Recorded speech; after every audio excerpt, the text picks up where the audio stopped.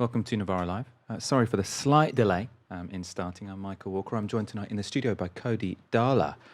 Your debut on the show. Yes, it is, yeah. Comedian, podcaster. Yeah. Tell us a bit about yourself. I'm a comedian. I'm a podcaster. I thought so. What gave it away? I look exactly like you. So anyone who's confused, I guess, can look at either of us. When you were first suggested to come on, I did sort of say, I don't think we should be on the same day, but we've made it happen. If I were wearing my glasses, this would be even more embarrassing. You said you've got thin wire glasses. Yeah, absolutely. Of course you do. Coming up tonight, we will be discussing the junior doctors' strike. It is going ahead. And Donald, we don't do a segment every time Donald Trump tweets something offensive or crazy, but we are doing one on a Donald Trump tweet today because it's kind of, once in a year bad, this one. So we're going to do that at the end. As ever, if you'd like to support our work, you can sign up at novaramedia.com/support and make sure to let us know your comments in the YouTube chat. On Sunday evening, the first night of the Jewish festival of Hanukkah, two gunmen opened fire on a 1,000-strong crowd gathered near Sydney's Bondi beach to celebrate the holiday, killing 15 people. The two gunmen, armed with 6 rifles and dressed in black, began shooting into the crowd of largely Jewish families from a pedestrian bridge over a car park at around 6:45 local time. Over the course of the blatantly anti-Semitic attack, around 50 rounds were fired by the two men, later identified as a father and son. The two shooters appear to have chosen their position to inflict maximum carnage. The footbridge is thought to have given the attackers a raised vantage point over the parkland where families had gathered around 200 feet away to enjoy music, face painting and a barbecue. And with little shelter in the open field, people including small children were forced to find improvised cover under picnic tables and benches as the gunshots rang out. It just didn't stop, one woman at the festival told the New York Times. We were so targeted in that little space, we were like sitting ducks. People who were enjoying the nearby Bondi beach also fled the attackers, running for higher ground as gunshots echoed behind them. Amid the terror, there were also acts of extraordinary courage. Jessica Rosen was fleeing the terror with her own child and husband when she spotted a little girl separated from her parents. Leaving her family, Rosen lay on top of the girl throughout the attack, trying to comfort her. I got you.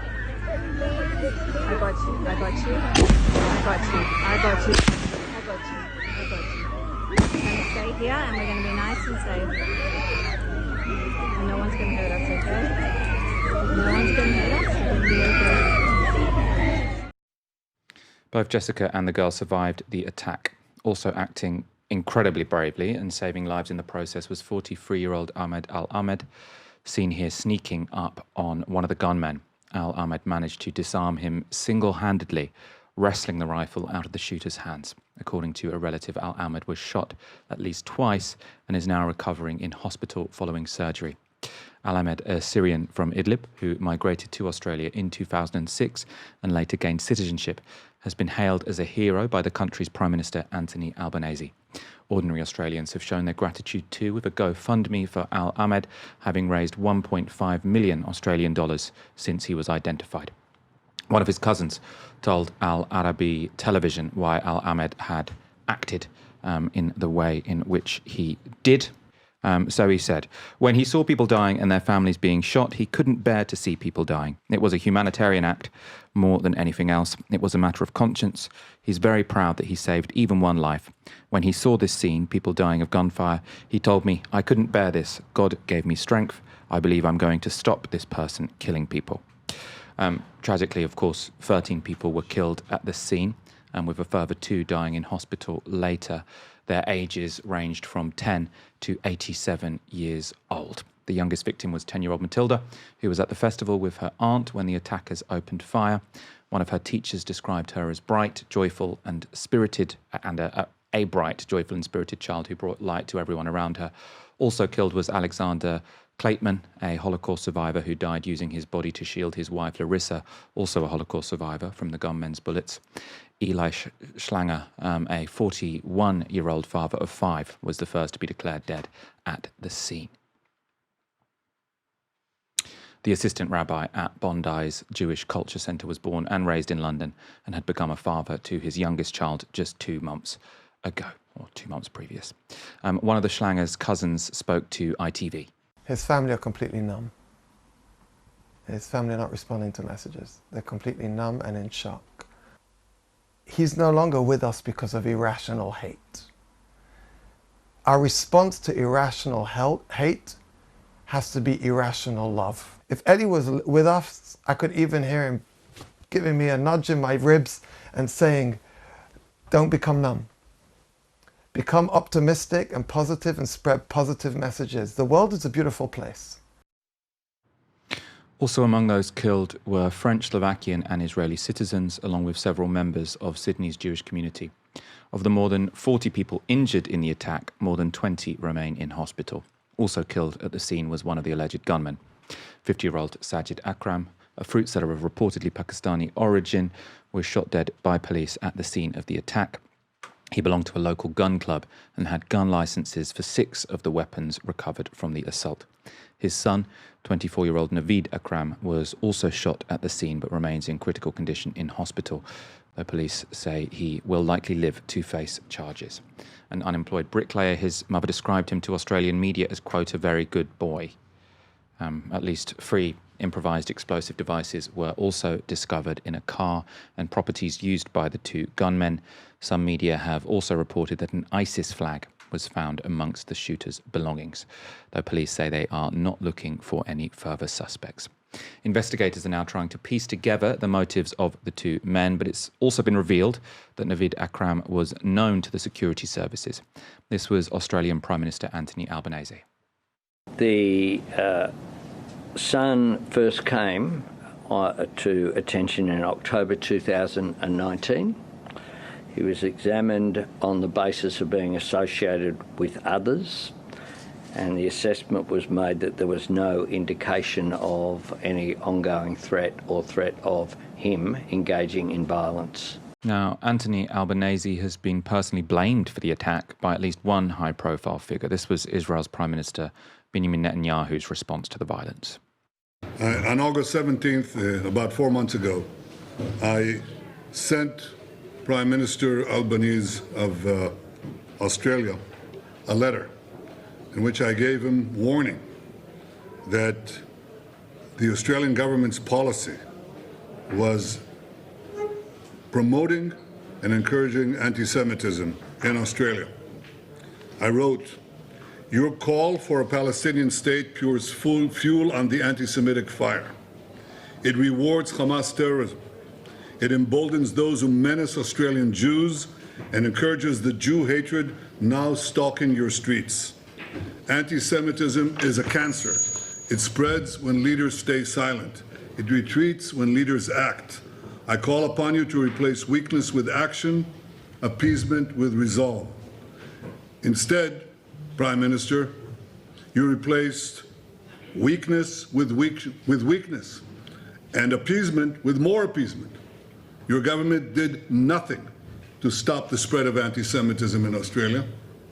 You did nothing to curb the cancer cells that were growing inside your country.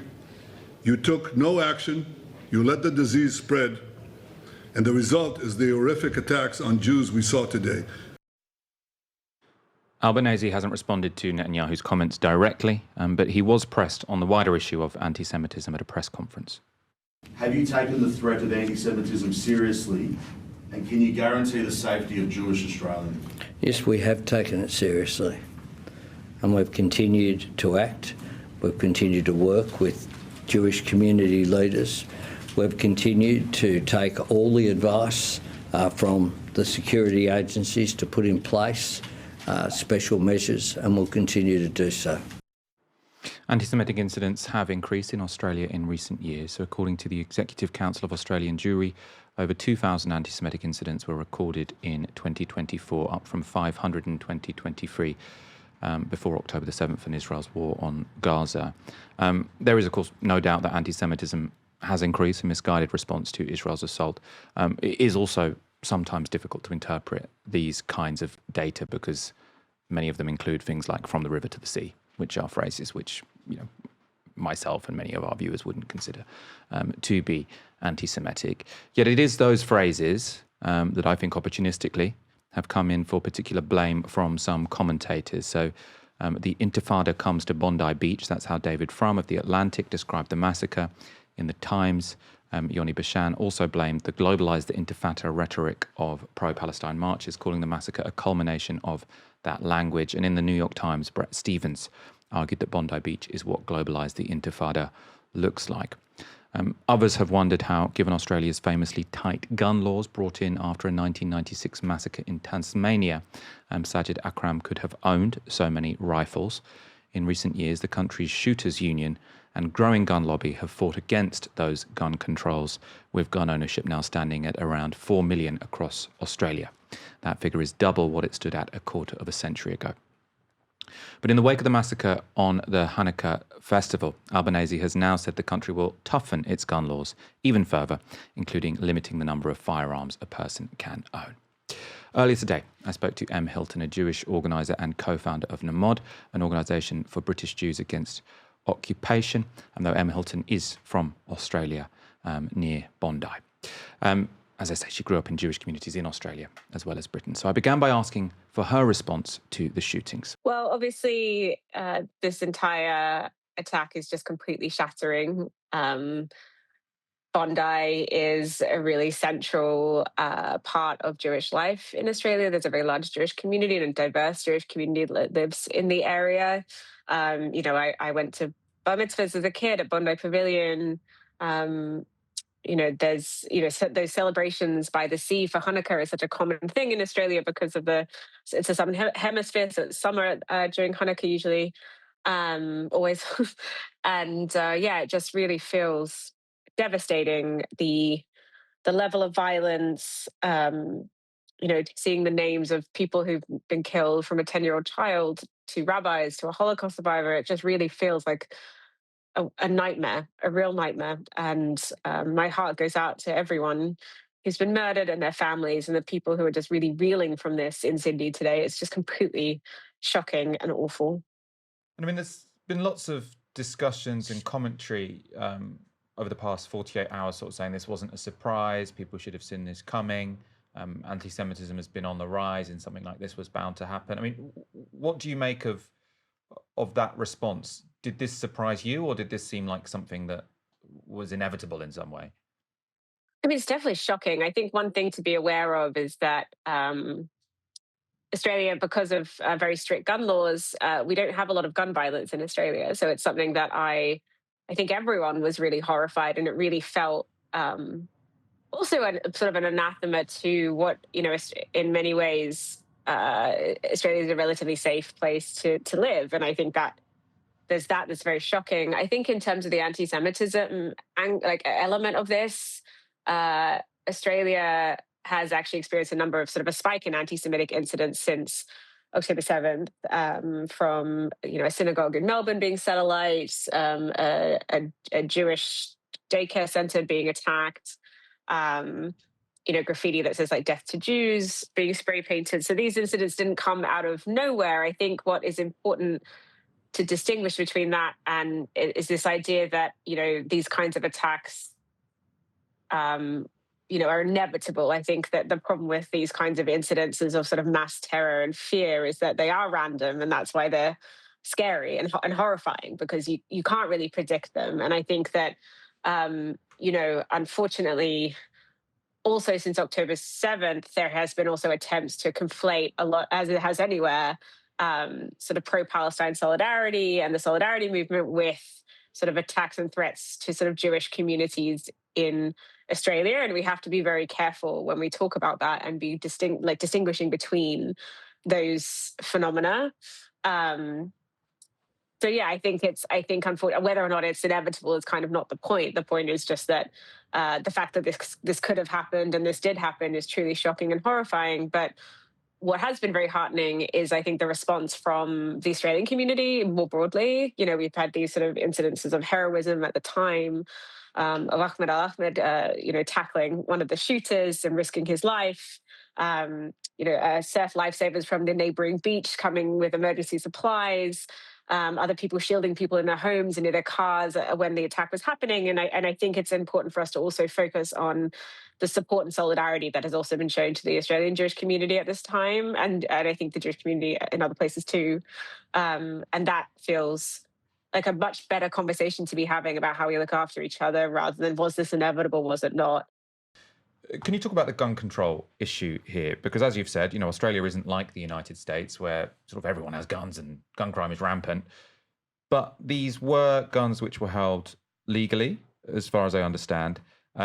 And I have heard people suggest that maybe gun laws had been liberalised to some degree, or that after this event they should be made stricter. So yeah, could you talk about that and the politics of guns in Australia for an audience that might not really be aware of what they are?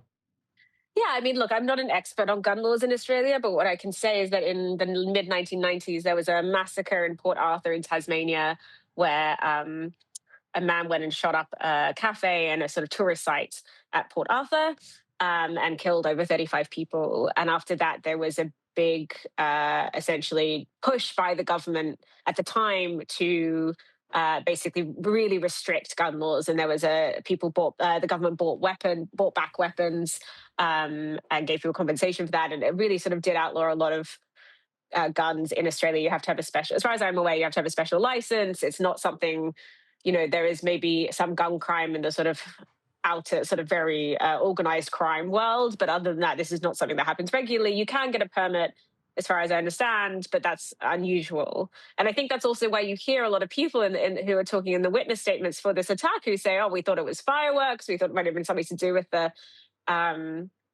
celebrations, just because it is so unusual, I think, to hear gunfire. I mean, a lot of people, maybe people in sort of agriculture, living on farms and properties, also might have it for those reasons. But it's really not something that's common or part of the Australian experience, I think. Obviously, that's probably now there's going to be a change, and I think the government is now thinking about more restrictive gun laws again. But yeah, I think that's part of what is so shocking about this incident is this idea of people taking rifles down to Bondi Beach just feels incomprehensible. All the stuff of, television drama, it doesn't feel like something that is within the sort of realm of possibility until this last 2 days, which is why it's so horrifying. Let's talk about the political response to this. Obviously, sort of at the most cynical end of the spectrum, Netanyahu has blamed the Australian government for having recognised Palestine. But then sort of, not as extreme as Netanyahu, you've got lots of people saying this is because people were allowed to chant from the river to the sea and globalise the Intifada, and this is what they were calling for. And the UK chief rabbi has sort of echoed sort of similar sentiments. What's your response to that? Yeah, I think it's pretty disgraceful, actually. We haven't even buried our dead yet, and people on the right are already trying to politicize this for their own anti-Palestinian agenda.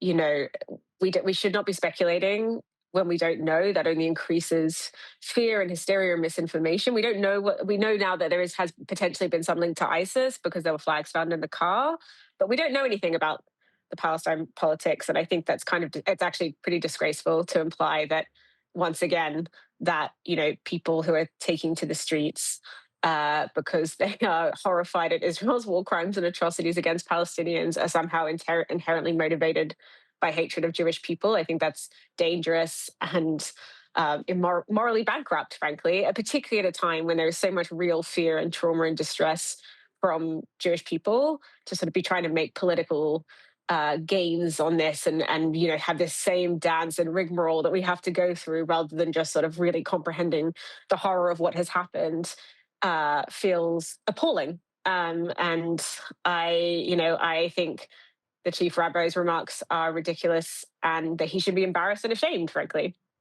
You're completely rejecting what they're saying. I mean, I agree with you, of course, but I suppose there is a real issue here, which is what do you do when there's a geopolitical conflict, which different groups feel very differently about, and some people feel very strongly, rightly.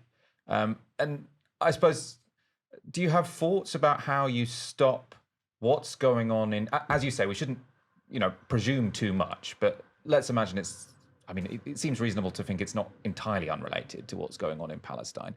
How do you stop what's going on in Israel-Palestine affecting sort of inter-community relations in a country like Australia or the UK. Not to say that this attack is part of inter-community relations as well, because that would be sort of a slightly odd way to frame it. But you see where I'm going with this, and I wonder if you have any thoughts about how this doesn't have a sort of really extreme blowback in Western societies, which, you know, increases hate crime, essentially. We need to be able to hold multiple truths at once at this time. The first thing I want to say is that the people who are ultimately responsible for the attack on Bondi are the two men who decided to pick up rifles and shoot up a community event for Hanukkah. Those people should be held responsible and be held accountable for their horrific crimes. And that has to be clear. I think it is also very evident across the world over the last 2 years how, as you say, what is happening, what has happened in Gaza, Israel's actions in Gaza have had consequences and impacts around the world. And I think in particular, there is a real need to assess whether when Israel commits war crimes and atrocities in the name of Jewish people, in the name of keeping Jewish people safe, that the consequences of that is that we are actually a lot less safe, because it is very easy, coupled with international political inaction or defense of Israel's atrocities, it is very easy to see the ways in which, you know, that anger doesn't go away from it, just dissipates or shifts into other targets. And often those targets become Jewish communities, because Jewish people are the most obviously aligned, I guess, with Israel.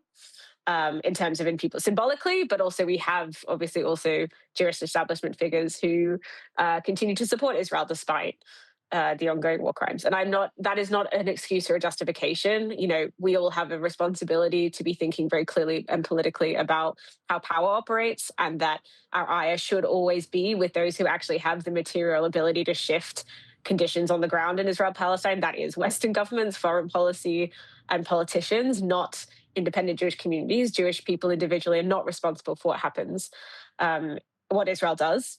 And that needs to be said really clearly. And I guess that is the challenge, is that what we're seeing is that when states do not hold Israel accountable, when those that have power do not hold Israel accountable, that anger is misdirected into the wrong targets. And that's what we're seeing now, I think, and I think is very likely to continue and happen again. You know, we are also living in a moment actually also where a number of different minority and marginalized communities are facing hostility and violence and threats, you know, whether that be obviously Jewish communities after Manchester and Bondi, or Muslim communities around the world. Palestinians, of course, have borne this so brutally, and as well as trans folks and migrants and asylum seekers. You know, this is the political reality in which we live in, and we have our political leaders and our governments have a responsibility to think seriously about how do we push back against the very divisive political conditions we find ourselves in and make the world safer for minority communities, including Jewish communities. And some of that is about not pitting different communities against each other, which often happens in times of political crisis as well. That was Hilton speaking to me earlier today. Lots more to talk about on tonight's show. I thought, again, because it's your first time on the channel, we talk a bit about you. You're a comedian. You're very big on Instagram. Yes. 440,000 followers. Yes, let's make this about me. Let's check out one of your videos. Hi, Keir. I've just got to the peaceful protest. Sorry, the terrorist meeting. What did I say? I am face to face with evil right here, Keir. Honestly, it's chilling. I hear you go by the name of Osama bin sitting down with a placard. Is that right? I'm Carol. Yeah, I'm not buying it for a second, Keir. Thank God you've sent so many police down here, Keir. Honestly, it's out of control. No, don't send any more. I think they've got a handle on it. Have you got a handle on it, officers? Yeah. They got it. They got it, Keir. Actually, a bourbon would be lovely. Thank you so much. Thanks. Oh my God, Keir. We have a problem. I accepted a biscuit off of one of these lunatics, a big terroristy biscuit. I was hungry, Keir. Does this mean I'm in trouble? Does this mean I'm in trouble according to your silly little rules? Am I a terrorist now? I accepted a biscuit off of one of these terrorists earlier. Is that an offence? I was coerced in the sense that a bourbon biscuit is delicious. For fuck's sake, Keir, they're saying I might be a terrorist now for accepting a biscuit. This is a total shit show. It's absolutely ridiculous. If you want my honest advice, I think you've gone completely overboard. Your reputation's poo-poo and you should stop calling Granny Wendy a terrorist, you stupid pillar. It's terrible. difficult because you're filming this just for your Instagram. Right. Okay. Great.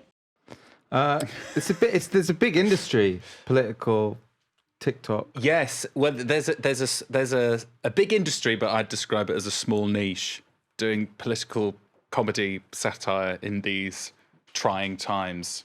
And the Keir Starmer government provides you with lots of material. Yes, well, when the I've been doing sort of satire for quite a long time, and when the Tories were booted out, there was maybe, I would describe a period of kind of slight worry, because you're like, the Tories were such a wealth of humour, and then Labour came in, and you thought, well, actually, I'm not sure a competent government is very good for satire. And that obviously lasted about 7 seconds, and then we got into the incompetent Labour government, and so it's been booming. It's been booming, baby. Just one thing after another. It's just one thing after another. Lots of the thing I get quite a lot is people are like, "This writes itself." I'm like, "Well, no, I do write it. I do it, But yeah, it's the because you can't just say this. Donald Trump said something funny and point at it, and hope that people will give you credit for pointing at it. There's a level of, I'm not trying. That's kind of what I try and do. Yeah, I'm not trying to blow smoke at my own ass, but there's a difference between pointing at something and then there's a level of, I'm not going to dignify it with the word skill, but there's a level of time I invest into packaging the disasters in a slightly more entertaining way. Although often I probably diminish some of the entertainment value when it comes to Trump. I think sometimes raw Trump is the funniest. You're quite into Zach Polanski. We're going to talk about that in a moment. I'm going to show a clip first, though. You need to work out how this show works. Wait for the clip. Sorry. Zach Polanski was on Channel 5 this morning with Reform's Andrea Leadsom. Let's take a quick look. So, there we are. I've got your 2 voting papers. You've got to choose one, Peter. Yes, Polanski, without a doubt. Polanski is sitting near me, so that's good from the point of view of balance. You can tell Andrea why he's better than Nigel. Well, there are many reasons, but one in particular is that he's a party leader who has the courage to say that he would release the 8 Brits starving to death in our British prisons at this moment because the British media refuses to cover their story. Oh, this is Palestine Action related. Am I right? Yeah. Yeah, that's right. Okay. Yes, they are. Yeah. Well, it's their choice, isn't it? It's their choice. If they want to starve to death, that's up to them, isn't it? I mean, that's a pretty outrageous thing to say. Not These really, are people. Is it? But it's their choice to. They're being do that. detained without trial, and this is pretty grim and gruesome. And again, the party supposedly of patriots won't stand for people's human rights to be able to have a proper legal system. Do you think it's? But it's personal responsibility, personal. Go on, choice. Peter. Yeah, you've. Because that's a very traditional right-wing, that the politics is about personal responsibility. I think there is quite a lot to the politics of personal responsibility, but it's their responsibility. They can eat if they want. Yeah, just eat. Just eat. Forget about the reason you're not eating. Just I was going to say, would you say that about Gandhi? But actually, I'm sure that the mainstream line in Britain at the time was he could just eat. Yeah, I'm sure it was. I mean, in that sense, at least Andrea Jenkins is harking back to the sort of right era. Does Zach Polanski give you hope? Yeah, Zach Polanski does give me hope. I mean, I did his Christmas video, and I feel like there's maybe been a little bit of false advertising in that I'm not a member of the Green Party, and I'm not. I had assumed. You had assumed, yeah, because by my terrible performance. I just thought. Did he pay? Did he pay? Yeah. No. Then you're donating in kind. You're a donor to the Green Party. Well, he paid in good vibes, I think. Mm-hmm. But yeah, I do. I think Zach Polanski is. Yeah, I think he's one to watch. Definitely. I think he's. That's the analysis we're getting on. Zach Polanski is one to watch. You should have thought about this before you invited me on. I'm not a political commentator. But yeah, he does give me hope. He does give me hope. I think purely because he sort of touched on it in the clip there. He's brave enough to at least give his position. And I feel like that is a rarity. Sort of occupied only by Nigel Farage, and that's we're seeing now how much of Nigel Farage's support is a product of him just saying what he thinks, rather than the substance of what he's saying. Mm-hmm. And now we've got Zach Polanski who says what he thinks, and now Farage is going to have to be challenged on the substance because we've got 2 people saying what they think, and now in order to differentiate them, we have to work out what exactly they're saying. So I think Farage has gotten off scot-free for just being opinionated. Now we've got Polanski who's opinionated, so hopefully. Yeah. Yeah, I think it is really interesting because there are moments when I feel like Zach could do with a few economic seminars, maybe. Yeah. Not because, sometimes that I have substantive disagreements, but sometimes it's sort of like, I'm not quite sure you have really understood what you're saying. But maybe that doesn't matter. Like, Trump doesn't. Yeah. Like, I do think that actually, because Keir Starmer probably has maybe a better understanding of the economy than Zach at the moment. He's an older guy. Yeah. Been around for a long time. But he can't communicate, and Zach can. I think it's probably easier to learn economics than it is to learn how to have a modicum of charm. Exactly, and I think really the economy and economics is one of those subjects that sounds very complicated, but I think in reality it's probably very simple. Do we really have to pay it back? Exactly, we don't. It's just a social construct. We don't. Just don't pay it back, and then see what happens. They're not going to knock the hospital down, are they? Just don't pay it back. Great segue.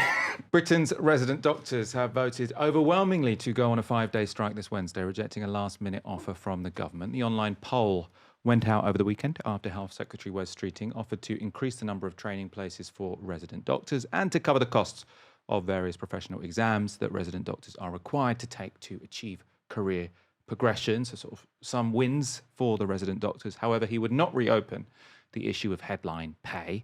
And the response has been resounding. I was actually surprised at how resounding it was. So on a turnout of 65%, 83% of BMA resident doctors voted to reject the government's last-minute offer. And I think the size of that mandate is important because there had been speculation sort of saying about the BMA, the government had sort of been suggesting this, that putting it out to an online vote wasn't good enough. There should be a proper referendum so that people have a chance to get involved. But this is a big turnout and the response is overwhelming. So I don't think they can really be criticised on the process. Let's see what Wes Streeting had to say about the resident doctor's decision. Well, the BMA said that their dispute was about pay. So the government gave the resident doctors a 28.9% pay rise. They then said it was about jobs, because of the competition for training places being around 4-1. So we offered thousands more training places and emergency legislation to reduce the competition down to less than 2-1. I think it's now clear that what these strikes are really about is the BMA's totally unrealistic demand for another 26% on top of the 28.9% pay rise they've already had. Not only do I think that is unreasonable and obviously unaffordable, I offered to postpone these strikes, to reschedule them for January because of the enormous risks to patients and the NHS at the worst possible time given the enormous pressures we're seeing and the disruption caused by flu. The BMA have chosen to strike this week, not only to cause maximum impact and damage to the NHS, but choosing to do so at a time when there is the maximum risk to patients. I think that is irresponsible and I think it's dangerous. And even now, if the BMA want to reschedule to January, the government will facilitate that. So as Streeting suggested there, the main issue for the resident doctors does seem to be about pay. So Wes Streeting, the Health Secretary, has refused to negotiate on pay this year, saying that the 28% that doctors were awarded last year was higher than other public sector workers and could not be revisited or repeated. That 28% was spread over 3 years and backdated.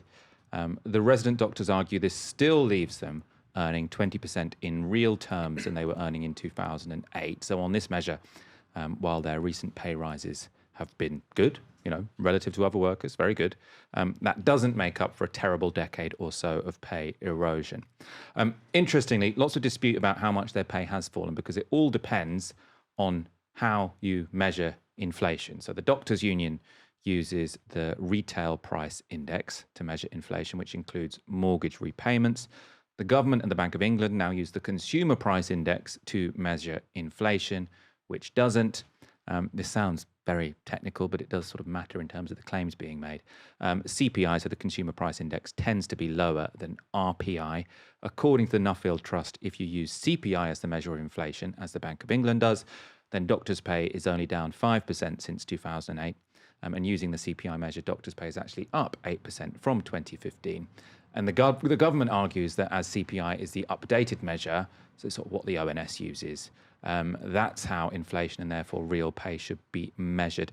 The union, though, I do have to say, have a strong argument up their sleeve, though, which is this. The interest payments on their whopping student loans are linked to RPI, not CPI. So you can say the government is saying, we'll use the low CPI measure for your pay and the high RPI measure for your interest payments. And that does, to me, seem a little bit sneaky. The absolute amount of pay also does matter, though. And as this chart shows from the BBC, doctors aren't badly paid. So after the 3-year pay rise agreed last year, doctors earn £38,000 in their first year and will likely be earning over £70,000 after around 8 years in the profession. Once you get to the consultant position, you're often on 100k and more. So that's pay. The doctor's other big issue was on jobs and training places. The issue here was that to become a consultant, which is where the real good money is, you need to complete a specialist training program. So this will be a couple of years or so training as a GP or an anaesthetist or a psychiatrist or whatever specialism you want to go in. And those have become harder and harder to get on. So as an example, there are now 5 applicants for every 1 GP training placement. So that means that if you want to advance in your career, it's become harder than it used to be. That's partly in response to there being more medical students than there used to be. Also because since Brexit, when we had a massive liberalisation of immigration rules, there are more international doctors applying for these posts.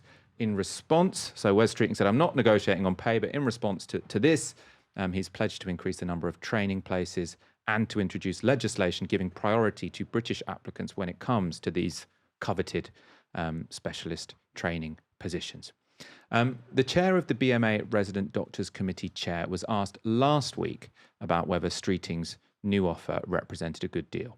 People waiting for operations and worried about their health are now very anxious about what might happen. And if you stand back, you look at the fact that you've got pay rises of nearly 30% over 3 years, 4,000 new training posts, exam fees paid, UK doctors given priority over international medical graduates. I mean, what is your issue here? You said it's a mixed bag. It sounds like a pretty good deal, doesn't it? So, you talk about patients. If we go back to October, where there were no strikes, 54,000 patients without flu or anything else were lying in corridors waiting for care in any corridors. And that was just in 1 month. And that would be exacerbated by your strike action. We don't have enough doctors. So we don't have enough doctors, and this deal does not increase the number of doctors in this country. We have fewer doctors than other comparable EU countries. We've been trying to ask the Health Secretary to get back around the table since the last round of industrial action. He chose not to and only engage in conversation from 9 a.m. on Sunday morning. That is very much on him. We've been wanting to get a deal over the line since I took office on the 13th of October.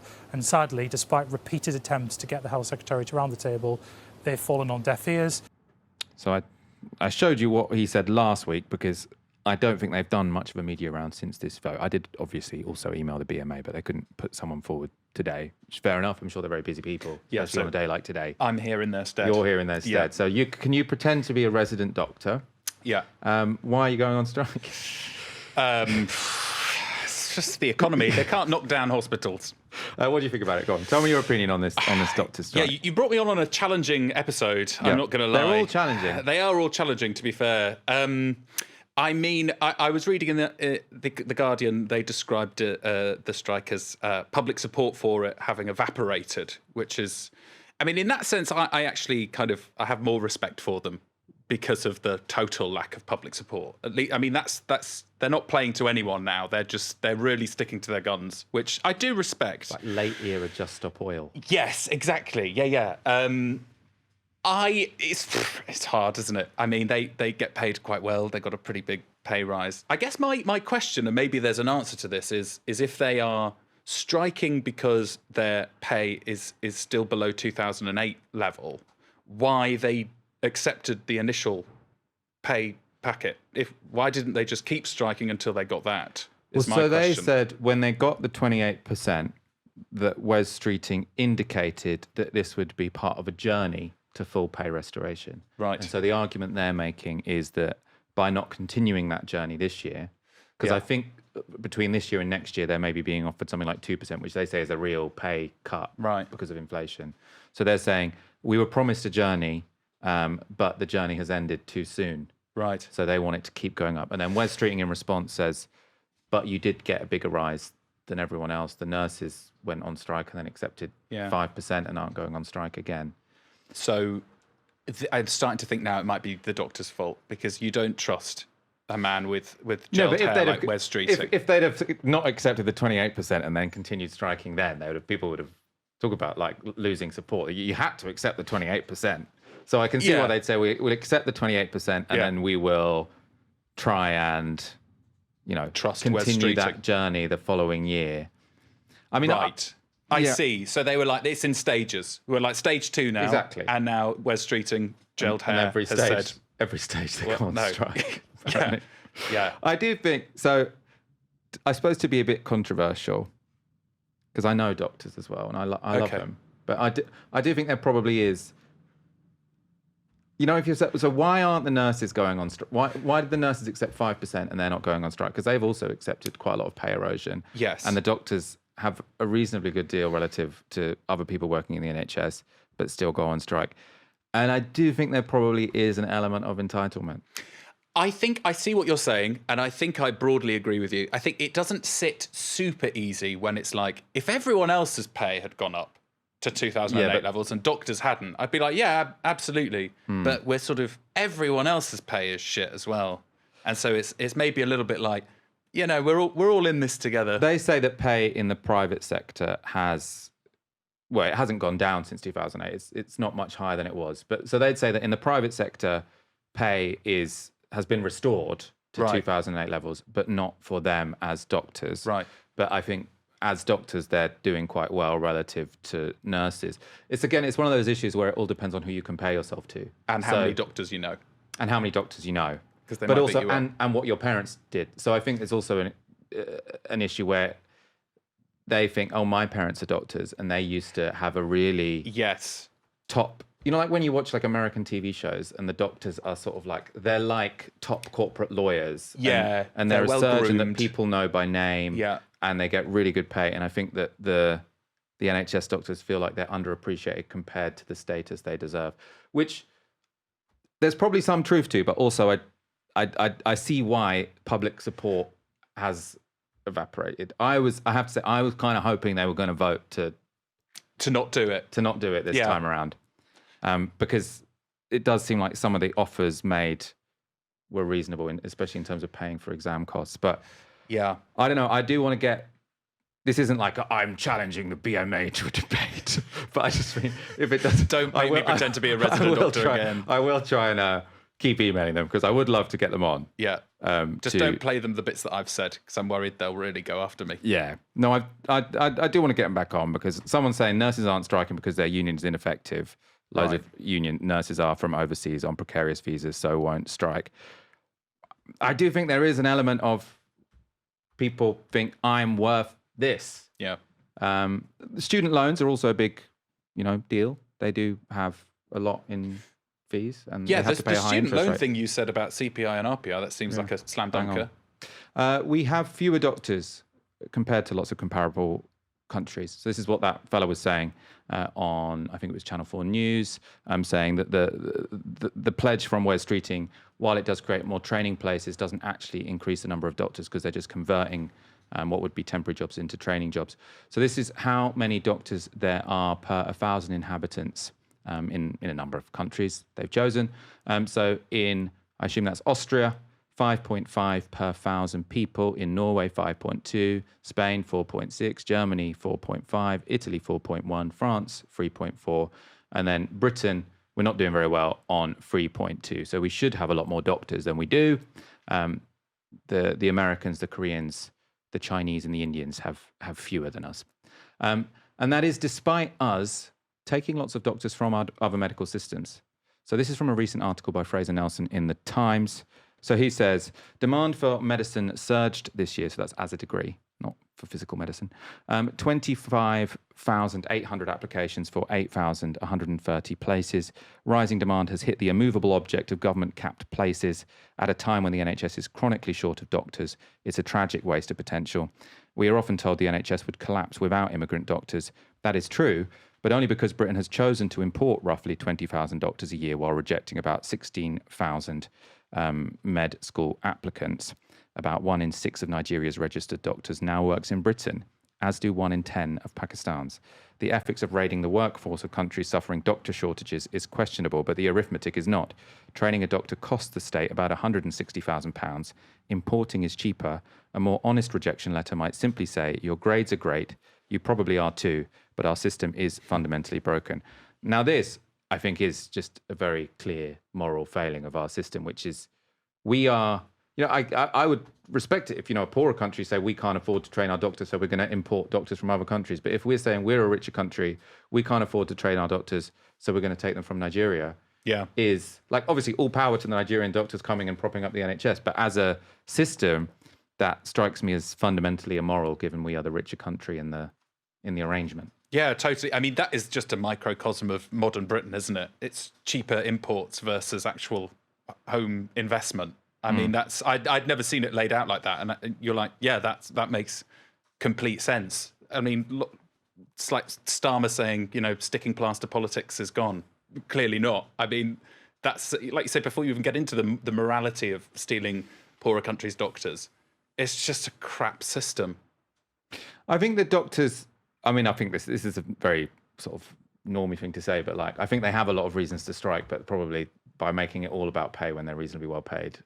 That's not, because if they'd made it about the training places, if they'd made it about, they work horrible hours. Yeah. And especially if you're working in a system where, you're trying to do your job well and you can't because it's underfunded and because it's all creaking at the seams. I can see why you're miserable in your job. And especially if you're miserable in your job and you've worked really hard to get that job, you want to get well paid for that job. But I do think that the argument would be stronger if instead of saying this is about pay, they said this is actually about these things. But also, you allow the government the free pass. It works both ways, doesn't it? If you make it about pay, the government can easily just be like, well, you've got a 28% pay rise. Yeah. So, yeah. Which is on the you say that to most people in the public, they're going to be like, oh, really? They got 28% pay rise? Then, of course, they can't get another one. Yes. Yeah, exactly. Like, I don't think Wes Streeting is feeling particularly under pressure here. Let's advertise something to you. Maybe you've got a pay rise. We've got new merch. Rep Real Journalism. Novara Broadcasting Company T-shirts, which, to be clear, is a parody. We're not claiming to be another media company. They're beautiful, though. I love these. I've been wearing these. All profits go back to supporting our work. Go to shop.novaramedia.com. Rob Reiner, he's the director of When Harry Met Sally, This Is Spinal Tap, The Princess Bride, Stand By Me, and many other blockbuster movies, was found dead alongside his wife, Michelle Singer Reiner, in Los Angeles over the weekend. The deaths are being treated as homicide, and the main suspect is their son. Not much more is known now about the double murders. I mean, by all accounts, it seems like an absolute tragedy has taken place here. He was a significant guy, significant filmmaker, also involved in politics to some degree, aligned with the Democrats. There have been responses from past and current US presidents. So let's have a look at Barack Obama's response. So Barack said, Michelle and I are heartbroken by the tragic passing of Rob Reiner and his beloved wife, Michelle.